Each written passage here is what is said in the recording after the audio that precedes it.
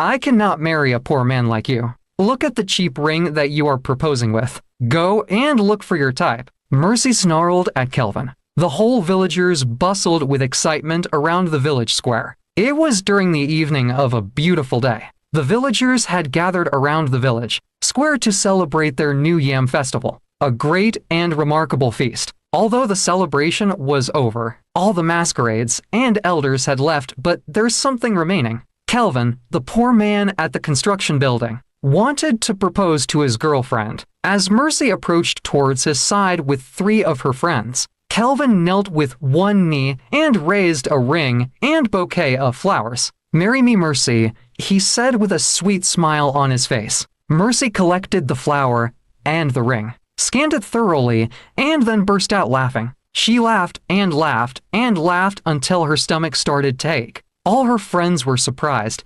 People around them were surprised as well. They all stared at Agape. Mercy laughed, spun around and threw the ring and the flower on the ground, and began to match it with her legs. People stared at her with shock expression. "Do you think I will marry a man like you?" she said. Then she swooped low and picked up the ring. The ring was covered in dirt. "Look at the ring you are proposing with. A cheap ring." She thrust the ring into Kelvin's palms. Kelvin didn't say anything. He was just staring at her, watching all the drama. People casted a pity look on him. "Your mates are proposing with a costly diamond ring, and you are giving me this." She sighed and shook her head in disgust. One of Mercy's friends moved to him and said slowly, "I am sorry for what happened." Kelvin nodded his head and left calmly. At the spot where the part was divided into 3, one of Mercy's friends, called Immaculate, stopped her. "What was the meaning of that?" Immaculate asked, her face twisted in anger. "Meaning of what?"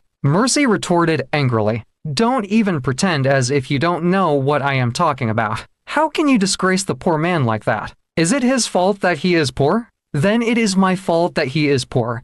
Were you expecting me to collect that ring? Ask her." You know, sometimes Immaculate talk like someone that air entered her brain. Another friend said, and Immaculate shunned her immediately. "I am not talking to you.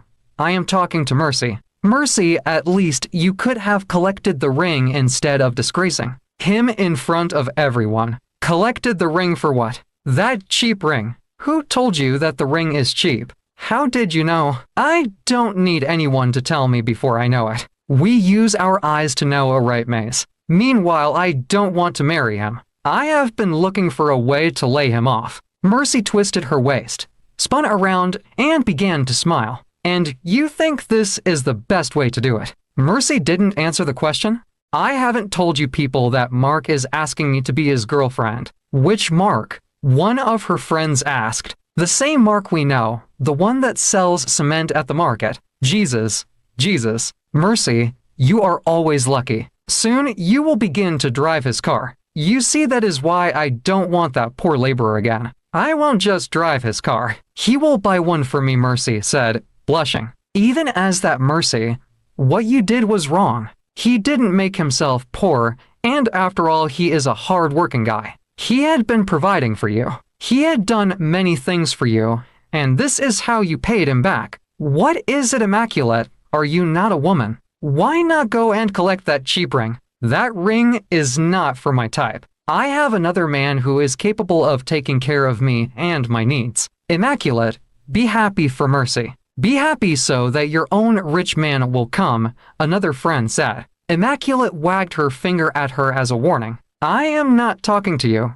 Mind your business." As they were going home, Mercy continued to share the good things Mark did for her, all the promises Mark made, and the places he would take her. She told them that Mark promised to take her to the city after marriage. She described the kind of honeymoon she would have with Mark after their wedding. He had also promised to open a big shop for her after marriage. Immaculate had no other option than to be happy for her friend. It wasn't easy to get a man like Mark. Many girls could do anything to have him for themselves. Mark was one of the rich guys in the village, or perhaps the richest. He sold cement and drinks. They all talked about how her traditional marriage would look like, the way they would dance and jubilate on that day. They all laughed and laughed until they reached the path, where they took different routes. that lead to their homes. Are you still going to stream tomorrow? Mercy asked. Yes, I will go, the three friends said in unison. Kelvin lay under the mango tree in front of his house laughing. One of his friends was sitting on a wooden chair in front of him. Kelvin laughed out loud and said that some women were fools. He told his friend about everything he did for the girl, all the things he had been doing for her yet. She had the mind to treat him like a thrash. Why won't she treat you like a thrash? I told you that your idea is wrong. You can't get women by pretending to be poor. His friend said, My guy, this is the best way to know a woman that loves you. This is how to make sure that you are not getting married to one of Delilah's daughters. Guy, this is wrong. I don't even know how you feel comfortable wearing this nonsense all in the name of. I want a woman with good heart. See, you won't understand, but I do. I was 12 when my mom died. When my stepmother started coming over to the house, she was nothing but a perfect woman. She treated me and my siblings like kings and queens.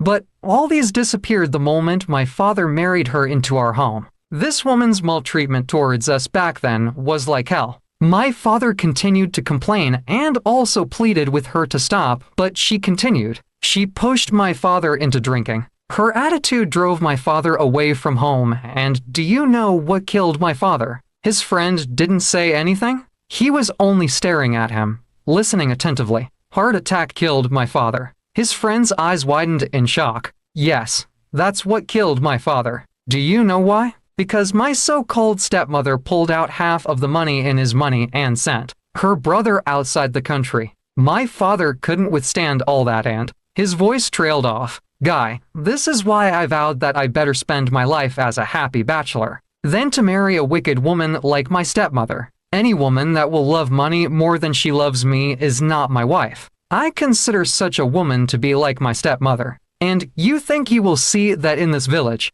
I mean the type of woman you are searching for. Yes, I will, Kelvin said firmly. His friend nodded his head and said that they will see how it goes. How I wish that Mercy knew who you are and the cost of that ring that you gave her. His friend murmured, and they laughed. She said that I gave her a cheap ring, Kelvin said, and they both laughed out loud. In the village, everyone knew Kelvin as a poor laborer, a man who works at the construction building. He helped them to carry blocks and cement, someone who couldn't afford a 3-square meal. Unbeknownst to them, that Kelvin was a multi-billionaire who came down to the village in search of a good wife. That village was his maternal home. He believes that if such a village could have produced a woman like his mother, it would also give him a wife. Not as if he wanted a woman like his mother, but he wanted a compassionate person like his mother. Kelvin deals in importation of cars. His name was a household name in Lagos.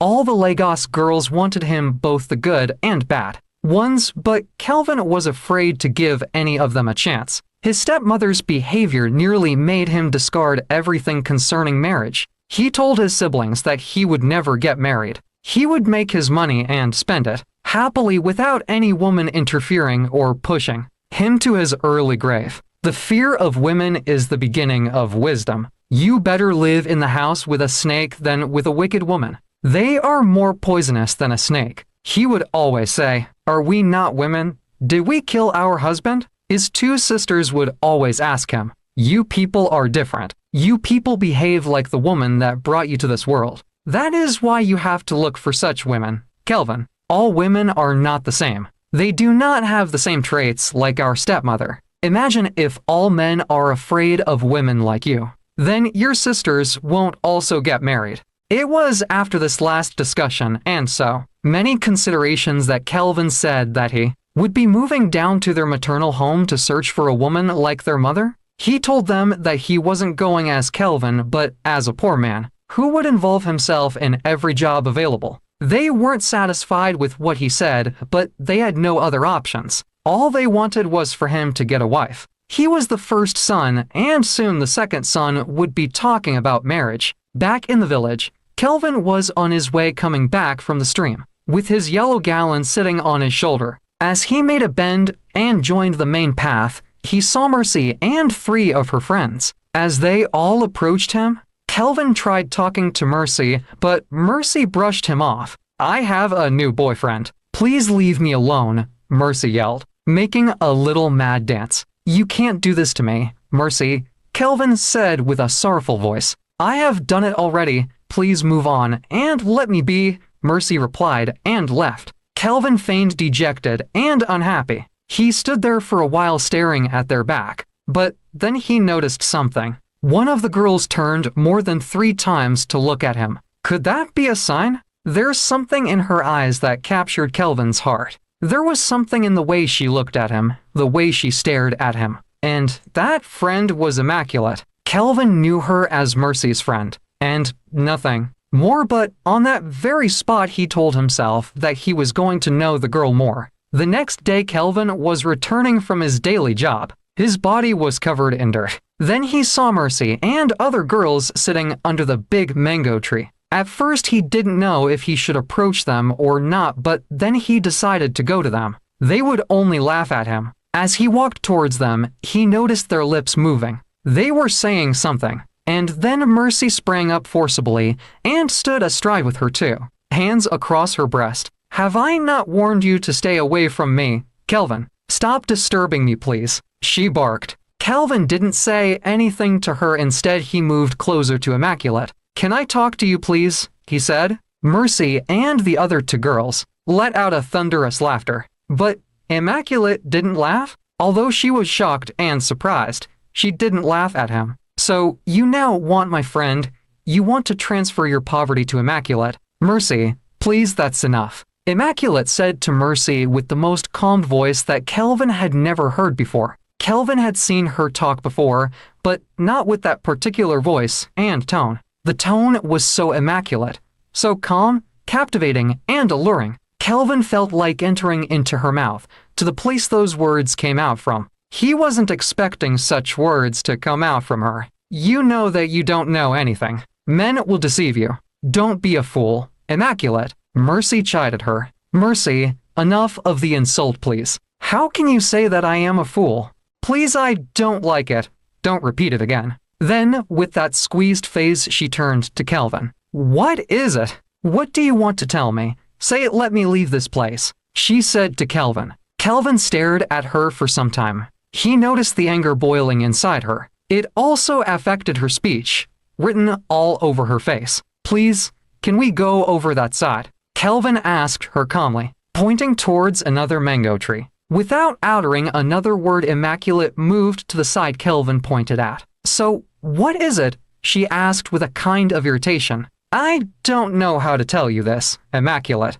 I like you, Kelvin said, and Immaculate didn't know when she burst out laughing. You like me because Marcy rejected your proposal. I didn't know you to be like this. I thought you are a modest guy, but this is out of it. I am who you think I am, a modest guy. I have liked you from the day I saw you with Mercy. Just give me a chance to prove it to you. Please, with all due respect, don't stop me again with this topic in your lips. I am not interested in doing anything with you, Immaculate said, and left angrily. Her friends ran to her laughing. What did he say to you? Mercy asked, mockingly. What else? He said he likes me, Immaculate replied. Mercy and the other 2 friends began to laugh at her. Abruptly, Immaculate stopped and fixed her furious gaze at them. Why are you guys laughing sheepishly like goats? She asked them. He loves you, they said in unison and began to laugh again. Is there anything bad in that? She asked them. If there's nothing bad in it,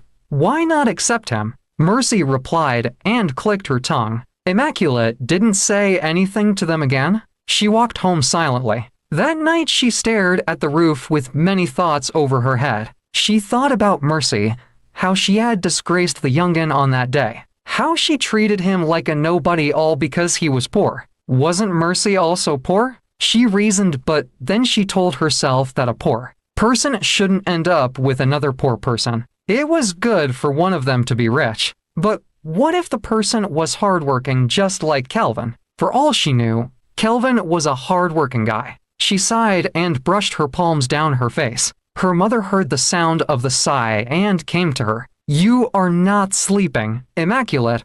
What is the problem? Her mother asked. Mama, I just woke up to pass water.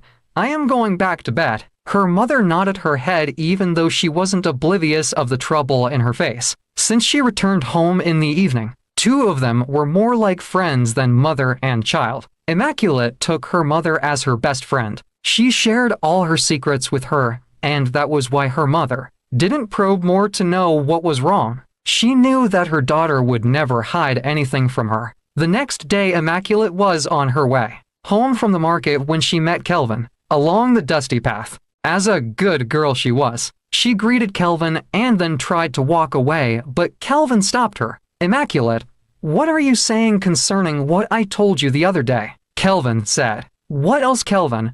I told you that I am not interested. Do you not want to associate yourself with a poor man like me?" Kelvin mumbled. "Kelvin, it is not about being poor or not. It is about respect and integrity, and I think you should respect that." She began to walk away, and Kelvin followed her. "Which integrity? I said that I love you. Does that make me a man without integrity?" "No, that wasn't the fact. The truth is that you dated my friend. You also proposed to her, and now you are here prophesying love to me because she rejected your proposal. I know that I am wrong in that aspect, but I can't help it. Please give me a chance. Kelvin, please, with all due respect, leave me alone. I have respected you enough. We are close to our house, and I wouldn't want any of my elder brothers or my mother to see us together. Then give me a good reply. Immaculate, tell me what I want to hear. I have told you what my answer is. Leave." Immaculate stopped when she saw her mother coming towards them. "Have you seen what you have caused now? My mother is here now," she said angrily, and Kelvin apologized. "Let me start going then." "No, don't go. Going will make it worse. She might think that I have something to do with you." "Good evening, Ma," Kelvin greeted. "Good evening. My son, how are you?" "I am fine, Ma." "Mama, good evening," Immaculate said with a fearful voice. "My son, this your face looks like someone I know, although the woman is dead." Kelvin wanted to ask the woman who. He wanted to know if she was talking about his mother, but he decided to be quiet. Someone had told him before that he resembled someone in the village, and when he asked the person who, the person replied John, and that John was his uncle who lived in the USA. Kelvin smiled and told the person that at times too, unrelated people could look alike. Immaculate set the basket containing what she bought on top of the small table. Inside their thatched kitchen, she knew that her mother would ask her questions about Kelvin. She was also surprised that her mother behaved calmly in front of Kelvin. It was unlike her. As she was thinking on what to say if her mother asked her any questions, she heard her mother yelling her name. "Immaculate, Immaculate, Ma," she answered and rushed inside. Inside the room, her mother patted on the bamboo bed and asked her to sit down. Slowly and fearfully, Immaculate sat down with her too, hands thrust in between her laps. Her mother asked her who the guy she was standing with was, and what was the relationship between the two of them. She inhaled and exhaled slowly and began to narrate everything to her mother. She told how he proposed to her but Mercy rejected his proposal, and then how he started prophesying love to her. Immaculate utmost surprise came when her mother asked, "Do you like him?" Jesus Christ. That was the last thing Immaculate was expecting from her mother. Her mother had always told her never to associate herself with men, and now she was asking her if she loved him. She didn't know how to reply to that question. Some mothers could be trickish, and her mother was one of them. Your sincere answer could become the worst answer. So she stared at the roof quietly. "Immaculate, I have noticed that your heart has been troubled for over 1 week now. Forget about Mercy and ask yourself if you love him. I like responsible boys. What I don't like are all those ones roaming the whole village, looking for girls to destroy their lives. You are no longer a baby, and according to your explanation, he is ready for marriage, not boyfriend and girlfriend thing." "Mama, but he dated Mercy. Did you not just say that Mercy will be getting married to Mark?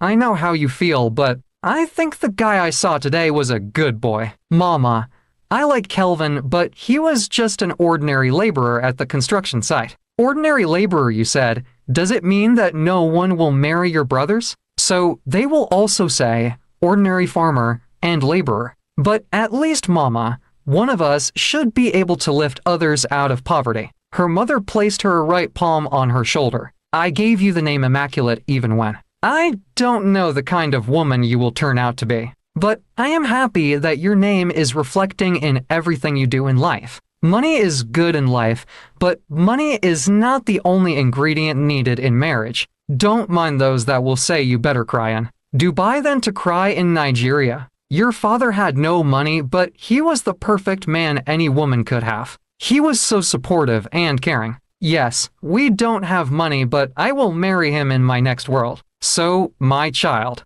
I think you should look past a man's pocket when you are looking for a good husband. Search for a man that will treat you like a queen even inside a thatched roof than a man that will treat you like a snake inside a luxurious mansion. Mama, thank you, I have heard you. I will think about it. That's why I called you my daughter. Don't think about what your friends will say. Just think about what you want in life. Immaculate trusted her mother's judgment. She knew that her mother would never mislead her into doing the wrong thing, but then she thought about what her friends would say. She knew that they would laugh the hell out of her. Few days later, she was walking home along with her friends when they met Kelvin. She greeted Kelvin smiling. Immaculate, how about your mother and your brothers? He asked. They are all fine, she replied. As they began to walk away, one of her friends asked, Is he now your boyfriend? What do you mean? Immaculate retorted.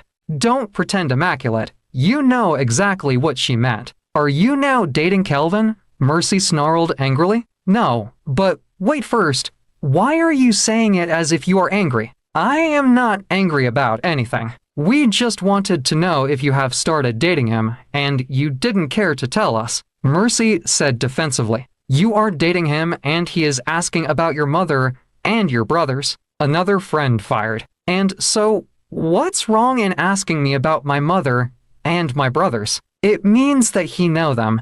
So how did he come to know them if you aren't dating? See, I am not here to answer Jim questions. My mother saw me standing with him the other day, and that's why he asked. Just be careful. Kelvin has nothing to offer you except bushmeat and malt. Mercy advised, holding her ear. Few weeks later, Mercy primped herself so well in beautiful clothes that Mark had bought for her from the New Market. Inugu, Immaculate, and the other two of their friends wore beautiful gowns, but not as beautiful as Mercy's own. As they were coming out from Mercy's house, Mark stopped his car abruptly, startling the girl. One even jumped inside the nearby bush. They all laughed out loud, asking Mark why he startled them. Mark took them to one beautiful hotel in the village. There were many people sitting inside the hotel as they were about to step inside. Mark knelt down with one knee and raised a shining diamond ring up.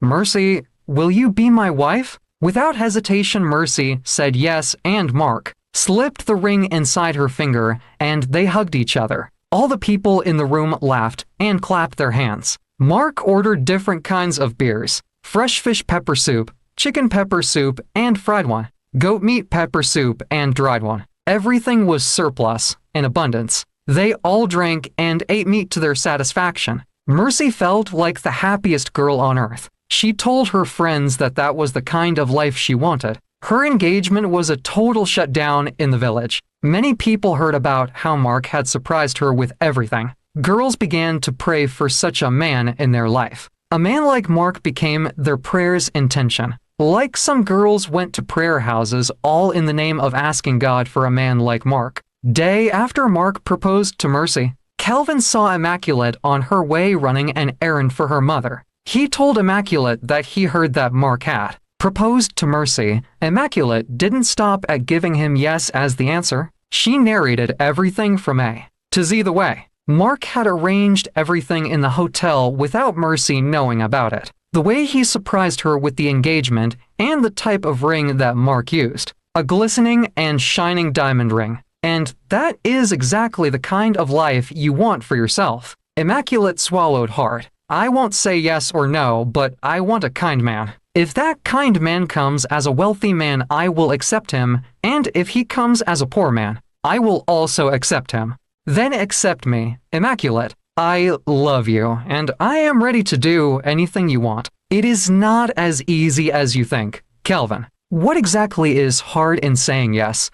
Mercy is already engaged to Mark. Please accept my proposal. Okay, Calvin, I will think about it. Give me some time. No problem. I will be waiting for your favorable reply. Calvin said, smiling. Few months later, Mercy and Mark got married both in church and in traditional. Their wedding was one of the best weddings that had happened in the village. People from far and near embraced the occasion. Rich men from the city were like sands on earth on that day. People talked about their marriage. They said that they knew that Mercy would get married to a rich man. Immaculate was her chief bridesmaid, which made her noticeable to most of the men in the wedding. Some of the men approached her directly while some sent messages through Mercy. But Immaculate was already entangled in love with Calvin. She rejected all their marriage proposals. Mercy was furious with her. She told Immaculate that that was her only way to taste good life. Some of the men also promised to take her to the city,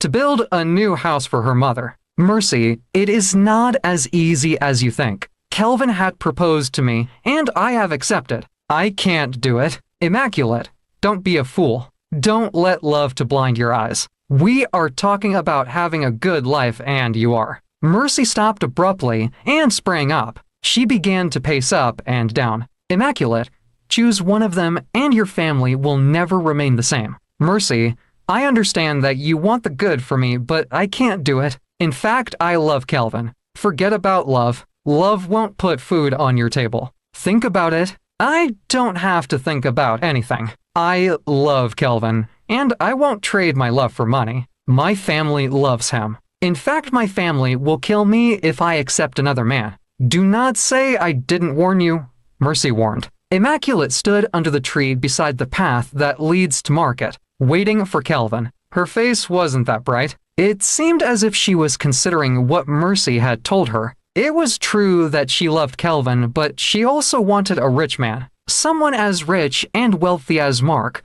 While she was busy deliberating on it, Calvin came from her back and tickled her on her waist. She jumped out startled, her face squeezed, and that made Calvin to suspect something. Calvin breathed out heavily and asked, "What's the problem, Immaculate? You haven't been yourself since after Mercy's wedding. Why do you look angry all the time?" Immaculate shook her head, forcing a smile on her face. "I am fine.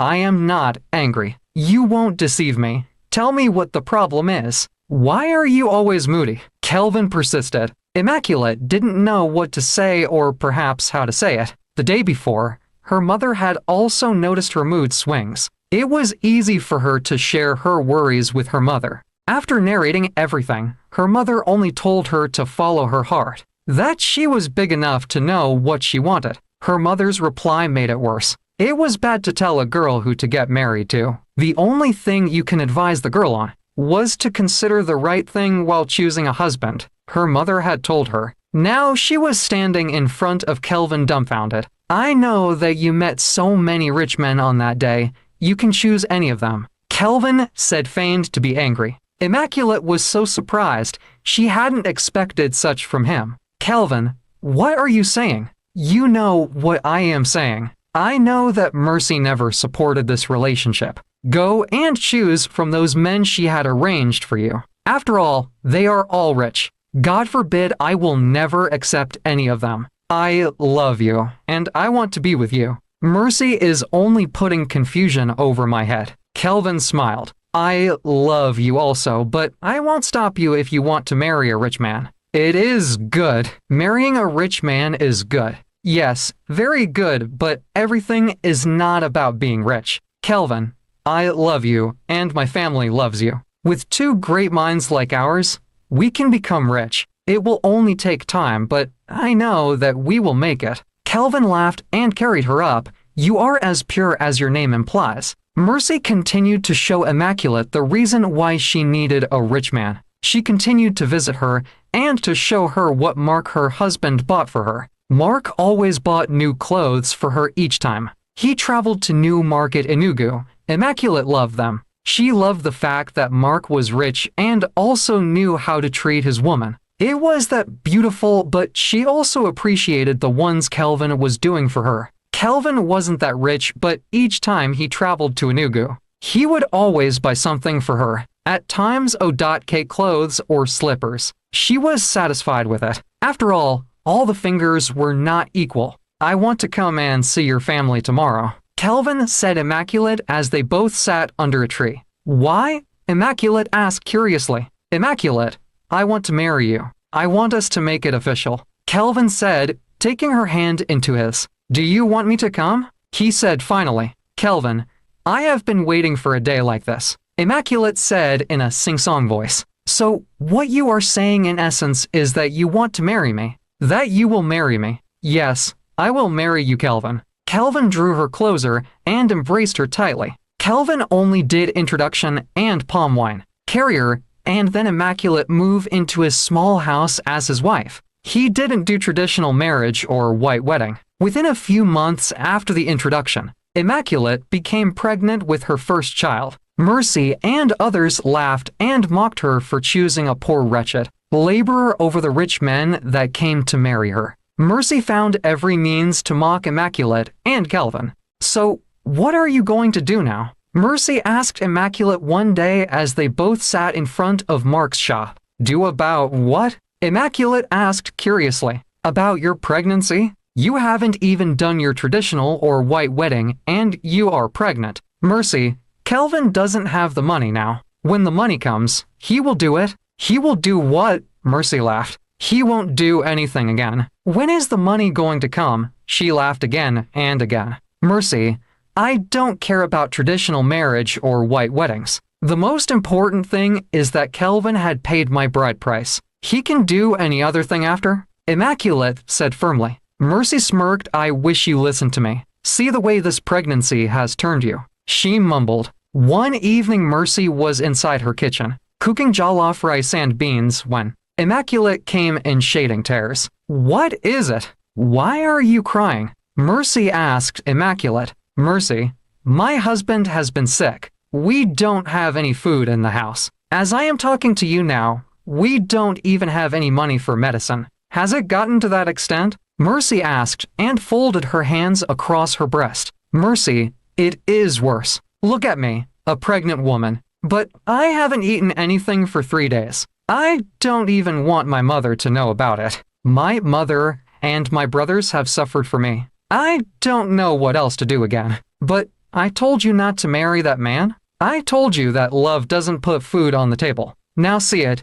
See what you have done for yourself. Instead of your husband feeding your family. Mercy, please stop. Stop it. How many times do I have to tell you that I love Kelvin? You love Kelvin, right? Go home and eat, love. You think I didn't know when I rejected his proposal. I didn't come to this world to suffer. Go and eat, love, Mrs. Love. Immaculate shook her head and ran her hand on her big stomach. I pity the child inside my womb, she sighed. Mercy dished food in a plate and placed it in front of her. Eat this one, Mercy said. With great speed, Immaculate grabbed the plate of rice and sprang up. What is it? Mercy asked surprisingly. I am taking it home. Kelvin hasn't eaten also. 2 of us will share it. See the way you are suffering because you didn't listen to me. Immaculate didn't allow Mercy to finish. What was in her mouth? Before she ran out of the compound with the plate of food, Mercy hissed and sank on the couch laughing.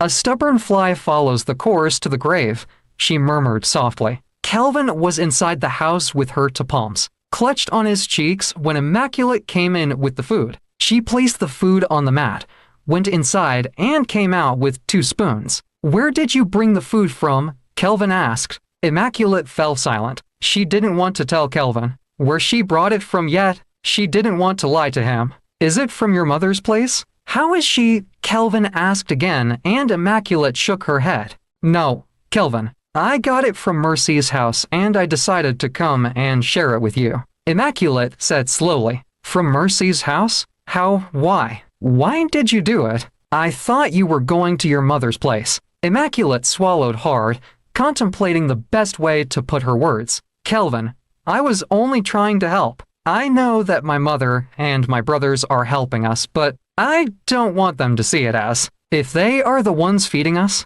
Kelvin, I don't want anyone to look down on you. Not even my family. You don't want anyone to look down on me.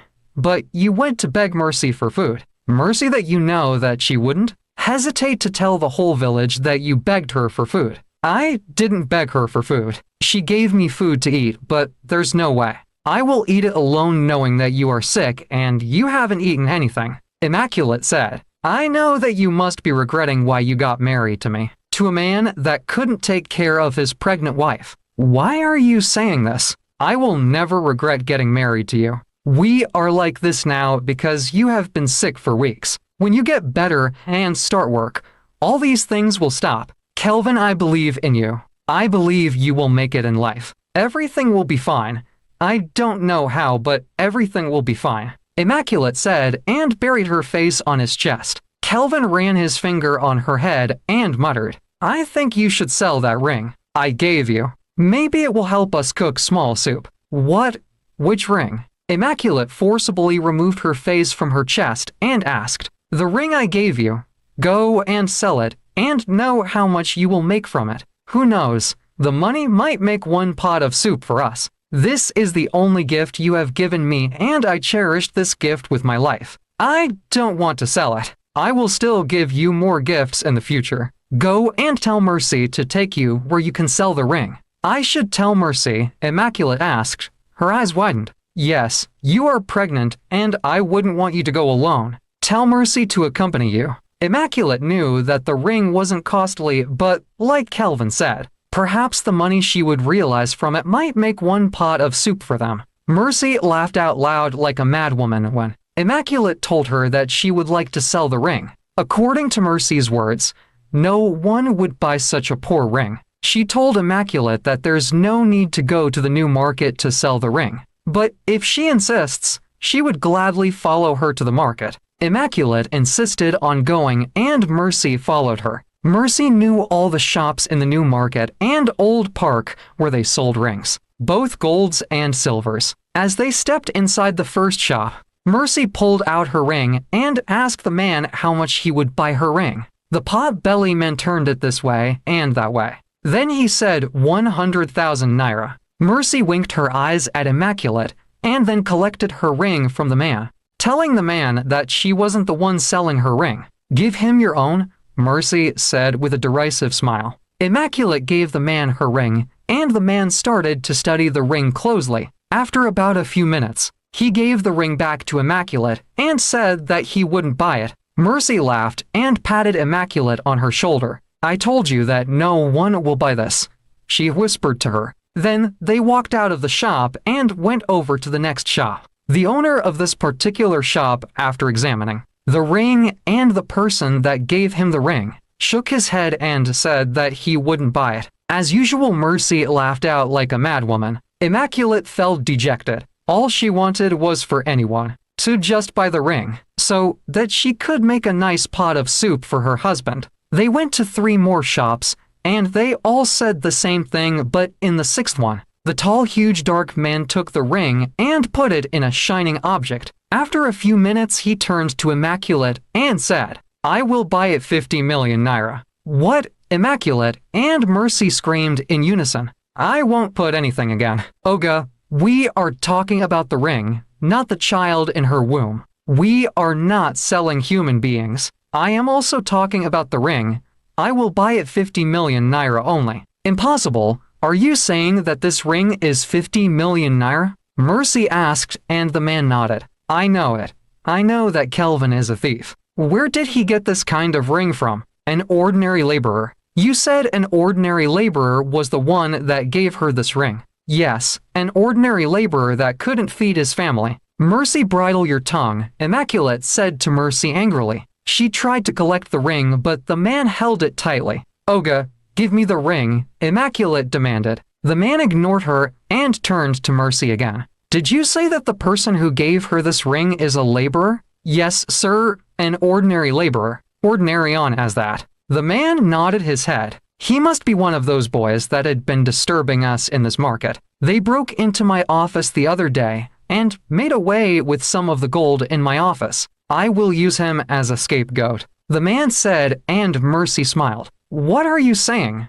My husband is not a thief. Immaculate pleaded. Mercy laughed out loud and told her that Kelvin was a thief. There's no way he could afford such a ring if he wasn't a thief. Immaculate tried to plead with the man. She also asked the man to take the ring and leave. Her husband, but according to the man, he would arrest whoever the laborer was because he knew there would be more stolen gold in his house. The man put a call across, and within some minutes, police vehicles arrived with about 10 policemen. Immaculate cried and begged them. She tried every means to convince them that her husband wasn't a thief. Meanwhile, Mercy, who was supposed to be her rock and consoler, was the one mocking and laughing at her. She screamed it out to everyone's hearing that they were going to catch a thief. Some of the villagers followed them. Some were holding sticks while others were holding medals. They were all chanting that they didn't want a thief in their land, that they must deal with him.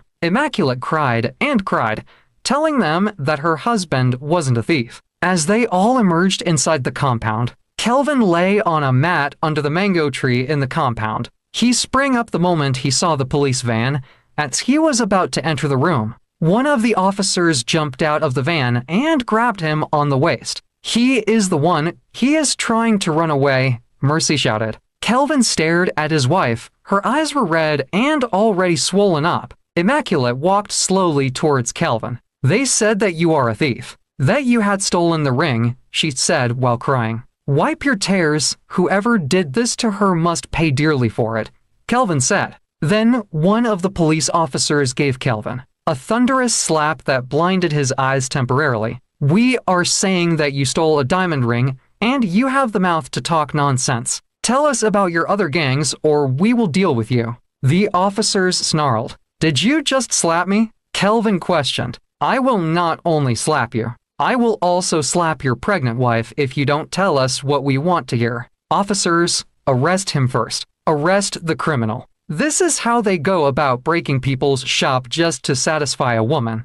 the man that brought them said. Mercy nodded at the back where she stood. Immaculate clutched on Kelvin's waist, begging the officers not to beat him again. Abruptly, Kelvin wrangles himself out from the officer's grip. "Lay this your hands on my wife, and I will make this life a living hell for you. Is this how you people do your work? Without any investigation or questions, you have concluded that I stole a diamond ring. What makes you think that I can't afford the ring?" Kelvin barked. "Look at this rat. How can you afford such an expensive ring? Officers, arrest this boy. Let's leave this place," the man who brought them said again. As one of the officers was about to drag Kelvin, Immaculate held the officer in his hand, and with an elbow the officer pushed her aside and she fell on the ground. "What?" Kelvin screamed. Kelvin could pretend for everything, but not when it had to do with his wife. He couldn't take the insult melted on his wife. With a furious rage, Kelvin spun around and gave the officer a thunderous slap. His own was louder than the one the officer gave him. Everyone was surprised. They all went silent, moving their eyes from the officers to Kelvin. Murmurs gasped above the air. Some of them covered their mouths with their palms while others stared agape. "What have you done?" Immaculate mumbled gently, as one of the officers was about to stretch his hands to slap Kelvin again. Kelvin held the hand in the air. "If you try this thing again, I will make your life miserable. Do you know who I am? I am Kelvin, the CEO of Kelvin Cars. So, what do you have to say now?" "You are Kelvin Cars." "Which Kelvin Cars?" 3 officers asked in unison. "You have your phone. Do research. Don't be illiterate." The officers, after some minutes, widened their eyes. They all bowed their heads, saying sorry to him. The one who slapped Kelvin went flat on the ground, pleading for mercy. It was then that Kelvin explained to them who he was. He wasn't just a poor laborer like they thought. He was a billionaire. He told them about his maternal home, and people screamed. They knew his mother, and even when she died, Kelvin turned to Immaculate and said, "I know that all these are much for you, but please forgive me. This is not how I wanted it to be. I wish that you won't stop loving me." Mercy stood dead, staring at the vacant space. Everything was like a fairy tale to her. She knew Kelvin's maternal home. She knew his uncles and aunts, and also how rich they were. It wasn't a small show, but the officer and the men that brought them left in shame. Days later, Kelvin took Immaculate to a very beautiful and immaculate mansion. As they were stepping inside the compound, many housekeepers came out and bowed to them. "Olga, you are welcome. You are welcome, madam." Immaculate swallowed hard and smiled sweetly, like she had always said. All she wanted was a good man, and if the man came as a rich or poor man, she would gladly accept him. She had accepted a poor man, but the poor man had turned into a rich man. Kelvin celebrated a big traditional and white wedding that left all the villagers dumbfounded. Mercy felt like one floating on top of water in all that happened. She didn't know if she should be happy for her friend, or to be sad that she threw the diamond ring away the time it was given to her. But at last she still thanked God that Mark was also rich, though not as rich as Kelvin. Kelvin took very good care of the Immaculate's brothers and their mother. He appreciated his mother-in-law for all the food she gave to them when they had no food, and also thanked her brothers for always coming through for him. He established businesses for her brothers in the city and opened a provision shop for her mother. Immaculate traveled to the USA and gave birth to all her children. It was really a beautiful love story that many families shared among all their female children. Although money is one of the ingredients in marriage, money shouldn't be the main ingredient. Let it be a subordinate. Immaculate and Kelvin lived a very beautiful life till their old age, and they continued to tell their children how they met each other. It was truly a lovely story. Hello, champions. I hope you enjoyed the stories. Please leave a comment below and subscribe to our channel. Thank you for always watching and listening to our stories. Keep watching, keep liking, and keep commenting. Thanks.